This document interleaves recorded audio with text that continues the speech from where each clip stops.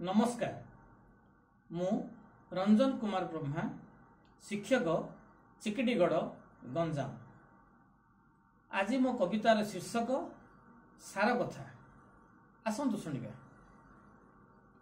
करू करू काम सुंदर खाऊ खाऊ पिता मिठा।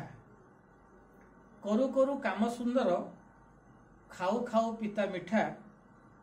पिंधु पिंधु पिंधा सुंदर अंटारे कुंच जथा। बांधु बांधु मथा सुंदर कहू कहू तुंड कथा। पतु पतु धरा सुंदर आस भाई बंधु सखा। केतोटी पोतिले चारा बंची बढ़िला केते।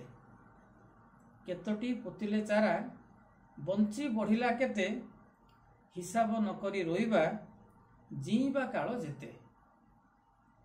भिजु भिजु माटी बतर ए माटीर सार कथा। भिजु भिजु माटी बतर ए माटीर सार कथा।